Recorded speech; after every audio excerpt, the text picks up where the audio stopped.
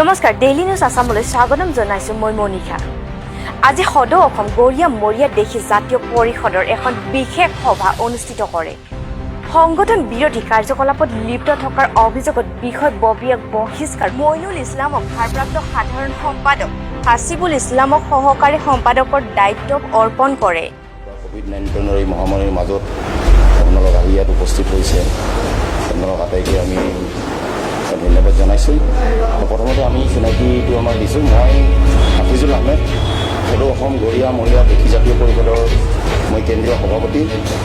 এয়া মোৰ লগত আছে আমাৰ সদৌ অসম গৰীয়া মৰীয়া দেখি জাতীয় পৰিষদৰ কেন্দ্ৰীয় জনগোষ্ঠী সম্পাদক ৰাগিয়েল হুছেইন, আৰু মোৰ বাওঁকাষে আছে এয়া হাছিবুল ইছলাম। অতিৰিক্তভাৱে তেখেতক আমি কেন্দ্ৰীয় সহকাৰী সম্পাদকৰ দায়িত্ব দিছোঁ। আপোনালোক আটাইলৈ পুনৰবাৰ আমি স্বাগতম জনাইছোঁ। আজি কোভিড-19 এই বিভীষিকাময় পৰিস্থিতিৰ মাজতো আজি এক বিশেষ পৰিস্থিতিত আজি আমি সংবাদমেলৰ আয়োজন কৰিবলগীয়া কৰিছোঁ। আজি কিছুদিন ধৰি সদৌ অসম গৰীয়া মৰীয়া দেখি জাতীয় পৰিষদৰ কেন্দ্ৰীয় সাধাৰণ সম্পাদকৰ বিৰুদ্ধে আজিজুৰ ৰহমানৰ বিৰুদ্ধে উত্থাপিত এক অভিযোগৰ ভিত্তিত এক তদন্ত প্ৰক্ৰিয়া চলি আছিলে। এই তদন্ত প্ৰক্ৰিয়া চলাবৰ বাবে সদৌ অসম গৰীয়া মৰীয়া দেখি জাতীয় পৰিষদে এখন 5জনীয়া তদন্ত কমিটি গঠন কৰি দিছিলে।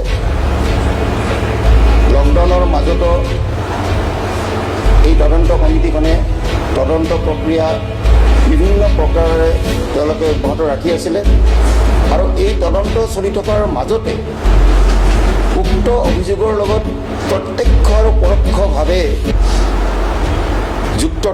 জড়িত থকা একাংশ সদস্যই বিভিন্ন প্ৰকাৰে আমাক এই তদন্ত প্ৰক্ৰিয়া আধাতে সামৰিবলৈ আমাক হেঁচা প্ৰয়োগ কৰিছিলে। দুৰ্নীতি আৰু সমাজ বিৰোধী চক্ৰৰ সৈতে সদৌ অসম গৰীয়া মৰীয়া দেখি জাতীয় পৰিষদে কোনোদিনে আপোচ কৰা নাই। যি অভিযোগৰ ওপৰত তদন্ত চলি আছিল, সেই তদন্ত প্ৰক্ৰিয়া সম্পূৰ্ণ নোহোৱাকৈ সদৌ অসম গৰীয়া মৰীয়া দেখি জাতীয় পৰিষদে কোনোদিনে কাৰো সৈতে আপোচ নকৰাৰ স্পষ্ট কথা আমি জনাই দিছিলোঁ।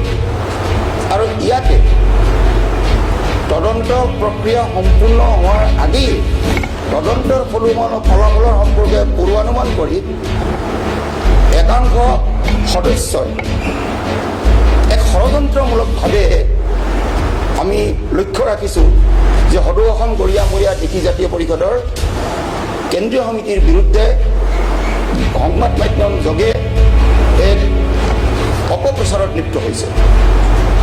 যোৱাকালি বাইয়াটা চাৰিআলিৰ বাটানত কেন্দ্ৰীয় সমিতিৰ চূড়ান্ত সমিতি, যিখন কৰ্ণধাৰ সমিতি, সেই কৰ্ণধাৰ সমিতিৰ এক বৈঠক সমাপন হয়, আৰু সেই বৈঠকত তদন্ত কমিটিৰ প্ৰতিবেদন পাঠ কৰা হয়, আৰু উক্ত প্ৰতিবেদনত অভিযুক্তক দোষী কৰি তাৰ বিহিত ব্যৱস্থা লোৱা হয়। 6 বছৰৰ কাৰণে তেওঁক অব্যাহতি দিয়া হয়, আৰু উক্ত তদন্ত প্ৰক্ৰিয়াক বাধা জন্মাবৰ কাৰণে বিভিন্ন মাধ্যমৰ জৰিয়তে যিসকলে আমাক সদায় হেঁচা প্ৰয়োগ কৰি আছিলে তদন্ত আধাতে সামৰিব লাগে বুলি, আৰু তেওঁলোকৰে একাংশই কেন্দ্ৰীয় সমিতিৰ বিৰুদ্ধে যি অপপ্ৰচাৰত লিপ্ত হৈছিলে, তাৰে ভিতৰত 4জনকৈ জিলাৰ সভাপতিক বহিষ্কাৰ কৰা হয়। বিলাসীপাৰা জিলা সমিতিৰ সভাপতি ছানৱাজ হুছেইন, নলবাৰী জিলা সমিতিৰ সভাপতি ৰিয়াজুল হক, মৰিগাঁও জিলা সমিতিৰ সভাপতি ইবাদুল হক, আৰু শোণিতপুৰ জিলা সমিতিৰ সভাপতি আখতাৰ হুছেইনক 6 বছৰৰ বাবে বহিষ্কাৰ কৰা হয়। সদৌ অসম গৰীয়া মৰীয়া দেখি জাতীয় পৰিষদৰ কৰ্ণধাৰ সমিতিৰ সিদ্ধান্ত মৰ্মে এই কথা স্পষ্ট কৰি দিয়া হয় যে কোনো কাৰণতে কোনো পৰিস্থিতিতে দুৰ্নীতি আৰু সমাজ বিৰোধী চক্ৰৰ সৈতে সংগঠনটো কোনোদিনে আপোচ নকৰে। আৰু যি অভিযোগ উত্থাপিত হৈছে সেই অভিযোগ সম্পৰ্কে আমি পৰৱৰ্তী পৰ্যায়ত আমি সকলো তথ্য আমি ফাদিল কৰিম আৰু প্ৰয়োজন সাপেক্ষে যদি আমি আইনী ব্যৱস্থা ল'বলগীয়া হয় আমি আইনী ব্যৱস্থা ল'বলৈ আমি প্ৰস্তুত থাকিম। এটা কথা স্পষ্ট কৰি আমি দিছোঁ সেইসকল ষড়যন্ত্ৰকাৰীক যে যিসকলে দুৰ্নীতি আৰু ভ্ৰষ্টাচাৰৰ জৰিয়তে সংগঠনটোক বিপথে পৰিচালিত কৰিবলৈ বিচাৰিছিলে, যাৰে পৰিপ্ৰেক্ষিতত নীতি বহিৰ্ভূতভাৱে এটা সংগঠনক তেওঁলোকে অপপ্ৰচাৰ চলালে, তেওঁলোককো আমি সকীয়াই দিছোঁ আৰু লগতে অসমৰ সমূহ জনসাধাৰণক আমি উক্ত অপপ্ৰচাৰৰ বিৰুদ্ধে ভুল নাযাবলৈ আমি অনুৰোধ জনাইছোঁ। আজি 15 বছৰ ধৰি সদৌ অসম গৰীয়া মৰীয়া দেখি জাতীয় পৰিষদে আপোনালোকে নিশ্চয় জানে দুৰ্নীতি আৰু সমাজ বিৰোধী চক্ৰৰ সৈতে কোনোদিনে আপোচ কৰা নাই। আমি সদায় দুৰ্নীতিৰ বিৰুদ্ধে আমি সংগ্ৰামত লিপ্ত হৈ আছোঁ আৰু কেতিয়াও আমি নকৰোঁ। জাতিৰ স্বাৰ্থত জাতিক বিক্ৰী কেতিয়াও কৰিবলৈ দিয়া নহ'ব। গতিকে যিসকলে জাতিক বিক্ৰী কৰিবলৈ চেষ্টা কৰিছে, যিসকলে সংগঠনটোক আজি অৱনমিত কৰিবলৈ এনেকুৱা ধৰণে ষড়যন্ত্ৰত লিপ্ত হৈছে, তেওঁলোকে সাৱধান হোৱা উচিত। কাৰণ পৰৱৰ্তী পৰ্যায়ত সম্পূৰ্ণ তথ্য প্ৰমাণসহ যদি আমি ৰাইজৰ সন্মুখলৈ আহোঁ, তেওঁলোকে ৰাইজৰ সন্মুখত মুখ দেখাবলৈ তেওঁলোকে সুযোগ নাপাব আৰু লগতে আইনী মেৰফচৰ ফালৰ পৰাও তেওঁলোকে হাৰি নাযাব। গতিকে ৰাইজৰ স্বাৰ্থতে আমি কৈছোঁ, জনগণৰ স্বাৰ্থতে আমি কৈছোঁ যে সেইসকল ষড়যন্ত্ৰকাৰী সজাগ হওক, অন্যথা কিন্তু আমি কঠোৰৰ পৰা কঠোৰ সিদ্ধান্ত আমি ল'বলৈ আমি বাধ্য থাকিম। এইখিনিতে মই আপোনালোকক জনাই থওঁ যে সাধাৰণ সভা অবিহনে কোনো জিলা সমিতিয়ে এখন কেন্দ্ৰীয় সমিতি অবৈধ বুলি ঘোষণা কৰিব নোৱাৰে। অভিযোগ দিব পাৰে, কাৰোবাৰ যদি কিবা থাকে গণতান্ত্ৰিকভাৱে অভিযোগ দিব পাৰে, কিন্তু সাধাৰণ সভা অনুষ্ঠিত নকৰাকৈ কোনোদিনে এখন কেন্দ্ৰীয় এখন সমিতিক অবৈধ বুলি বা ভংগ বুলি তেওঁলোকে কেতিয়াও ভংগ কৰিব নোৱাৰে। এয়া সম্পূৰ্ণৰূপে উদ্দেশ্য প্ৰণোদিতভাৱে আৰু অপৰাধী চক্ৰৰ সৈতে জড়িত হৈ অপৰাধীসকলক ৰক্ষণাবেক্ষণ দিয়াৰ স্বাৰ্থত তেওঁলোকে এই কাণ্ড কৰিছে। গতিকে ৰাইজক আমি পুনৰবাৰ সচেতন হোৱাৰ বাবে আমি আহ্বান জনাইছোঁ। ধন্যবাদ। এতিয়া আমি মইনুল ইছলাম, তেওঁ বিশ্বনাথ চাৰিআলিত তেওঁ সাংগঠনিক সম্পাদক আছিল, তেখেতক আমি ভাৰপ্ৰাপ্ত সাধাৰণ সম্পাদক হিচাপে আমি দায়িত্ব দিছোঁ পৰৱৰ্তী আমাৰ অধিৱেশন হোৱালৈকে। আৰু অতিৰিক্তভাৱে নামনি অসমৰ জিলাকেইখনক চোৱা চিতা কৰাৰ বাবে এক অতিৰিক্ত দায়িত্ব আমি অৰ্পণ কৰিছোঁ আমাৰ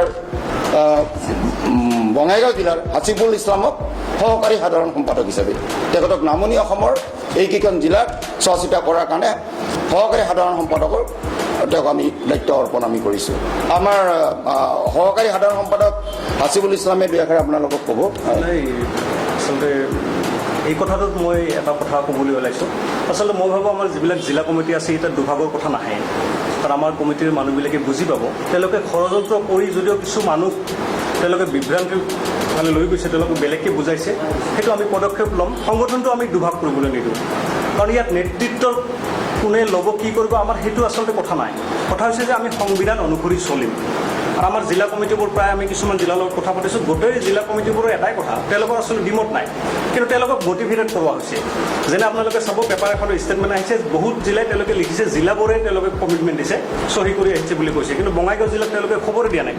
গতিকে তেওঁলোকে মিছগাইড কৰিছে, আৰু এই মিছগাইড কৰাটো আমি মানে বেয়া পাইছোঁ।